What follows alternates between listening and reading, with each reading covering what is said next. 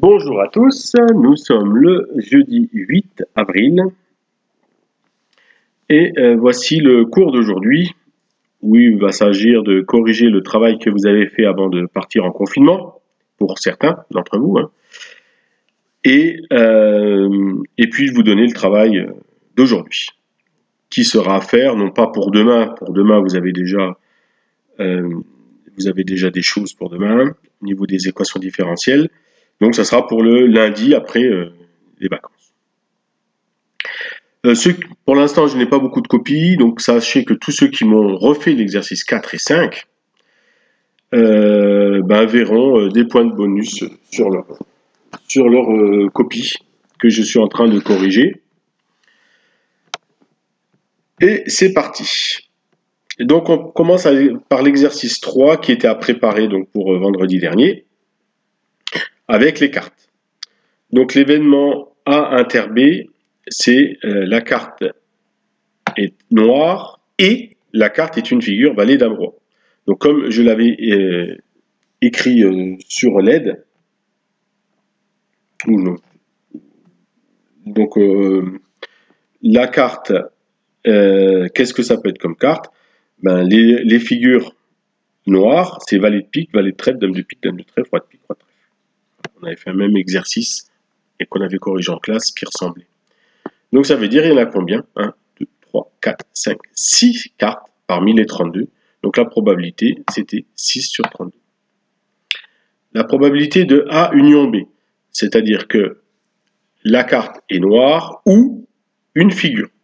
Donc deux façons. Soit on utilise la formule que vous devez connaître, P2A plus P2B moins P2A inter B. Donc P2A, la carte est noire, une chance sur 2, ou 16 sur 32. C'est une carte sur 32. C'est mieux de mettre toutes les fractions sur 32, comme ça on va pouvoir les additionner.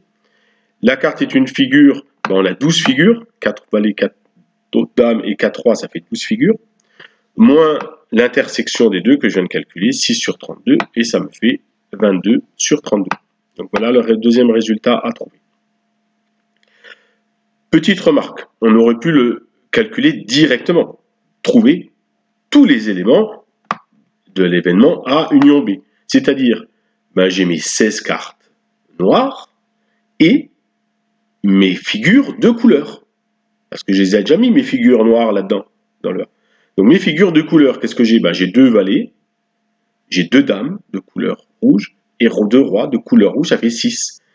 Et donc, les 16 plus les 6, ça fait bien 22 cartes dans l'événement A union B. Et on aurait pu directement écrire 22 sur 32. Donc voilà pour la première question. Deuxième question, P2A fois P2B. Donc P2A, la carte est noire, donc là cette fois-ci pour la multiplication, vous avez vu, j'ai simplifié, 1 demi, une chance sur 2. La carte est une figure, 3 chances sur 8, 12 chances sur 32 ou 3 chances sur 8.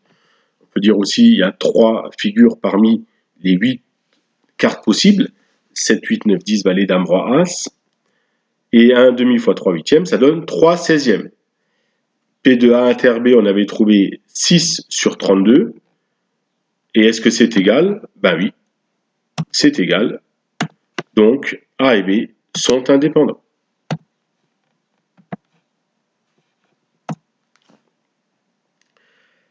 Est-ce que les événements A et C sont indépendants? 3 façons de voir les choses. 1, 2 et 3. Première façon, on calcule P de C sachant A.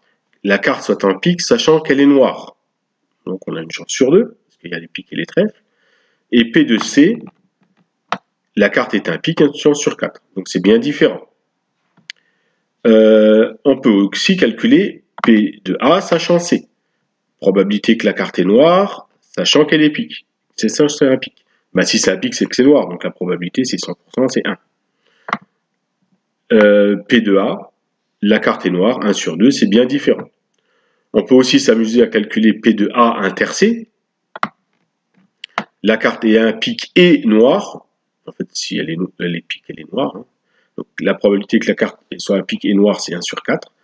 Et P de A, 1 demi fois P de C, ça fait 1 huitième, c'est différent de 1 quart.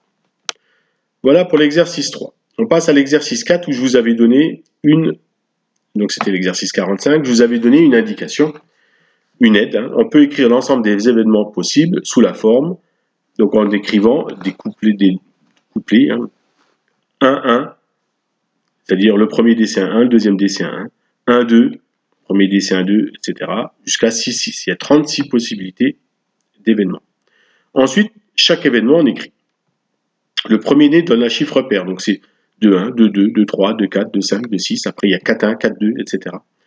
Et l'événement S, la somme des deux chiffres vaut 5. Donc soit le premier dé c'est un 1, et ensuite j'ai un 4.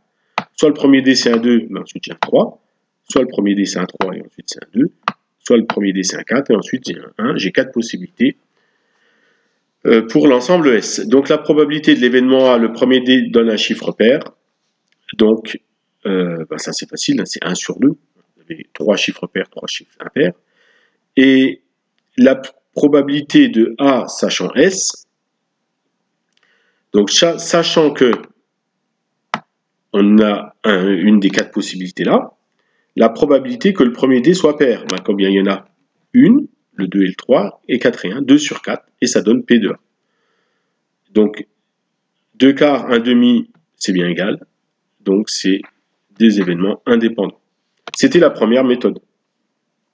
Deuxième méthode, ben, je calcule P de S, ça donne 4 sur 36, parce que ici vous avez 4 possibilités sur l'ensemble des 36, et P de S sachant A, un petit peu plus compliqué à calculer, la probabilité d'avoir 5, sachant qu'on a le premier dé qui est pair. Donc ici, ben, vous avez vu qu'il y en a 2.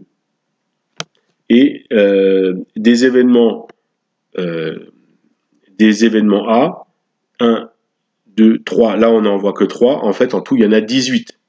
2, 1, 2, 2, 2, 3, 2, 4, 2, 5, 2, 6, ça en fait 6. Ensuite, on peut commencer avec 4. 4, 1, 4, 2, 4, 3, 4, 4, 4, 5, 4, 6, ça fait 6. Et encore 6, ça fait 6 et 6, 12 et 6, 18. Voilà, un peu plus compliqué la deuxième méthode. Troisième méthode, on calcule P de A fois P de S. 4 sur 36 fois 1 demi, ça fait 1 sur 18. Et P de A inter S. Alors, qu'est-ce que ça veut dire, P de A inter S? La probabilité que le premier dé est pair et que la somme vaut 5. Ben, vous avez que deux possibilités, 2 sur 3, 2, 3, 4, 1 sur les 36. Et donc, on a bien la même chose. Donc voilà pour l'événement, l'exercice 45. Pour la B, le premier dé donne chiffre 6 et M, la multiplication des deux chiffres vaut 12. Ben, c'est le même travail. On peut écrire l'ensemble des possibilités de B.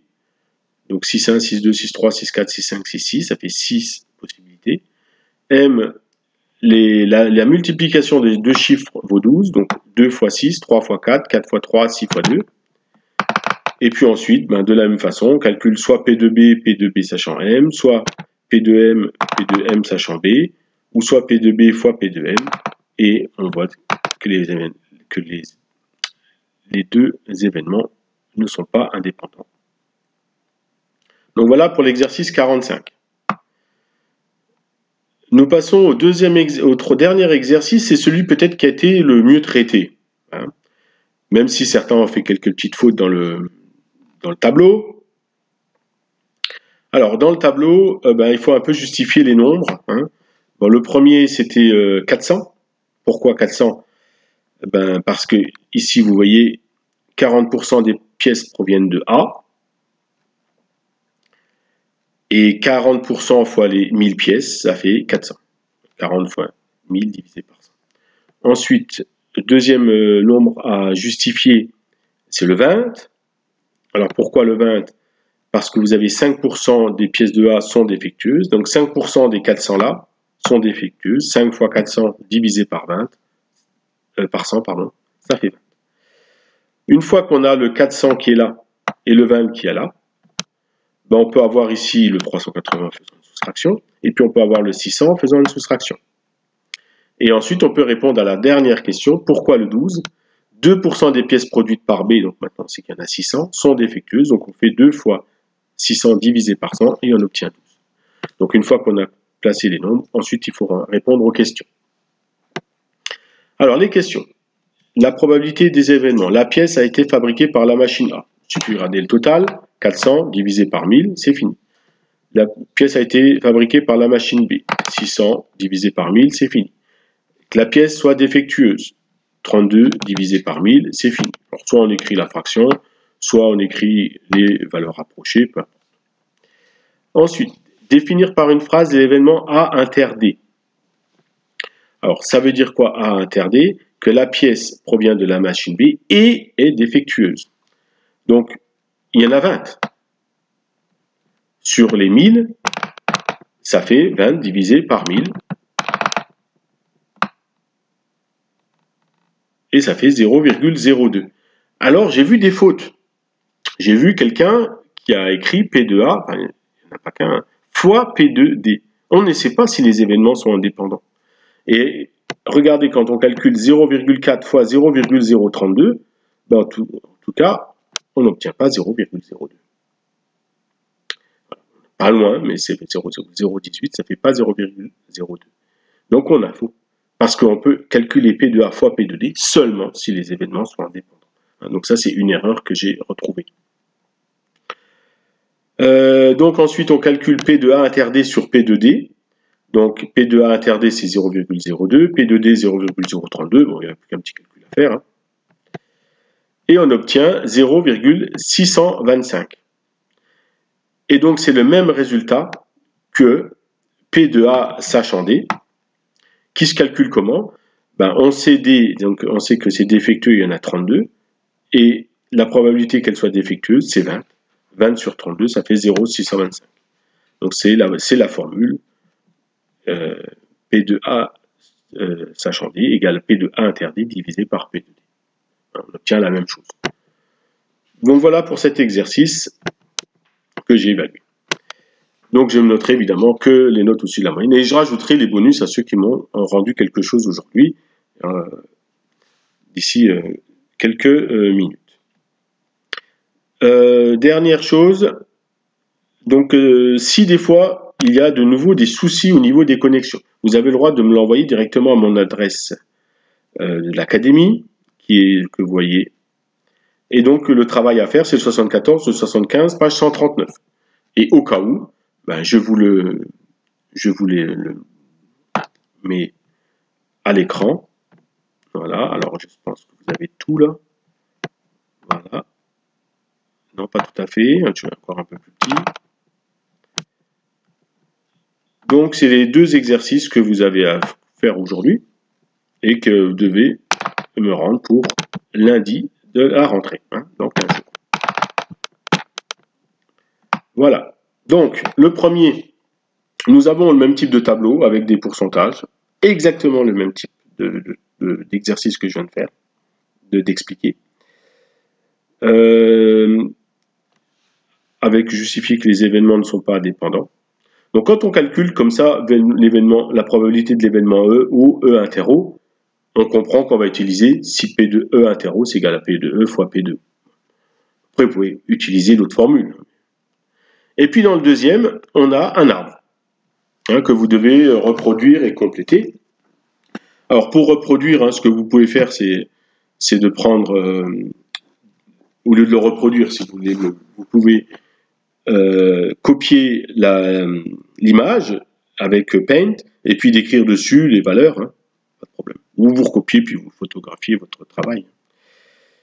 Et puis donc vous avez 4 probabilités à calculer. Donc voilà le travail de lundi. Et donc je vous dis encore à demain pour le travail. On fait que des maths physiques demain. Hein.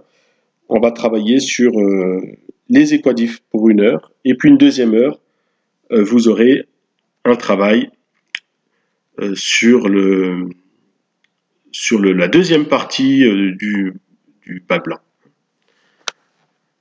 À demain, travaillez bien.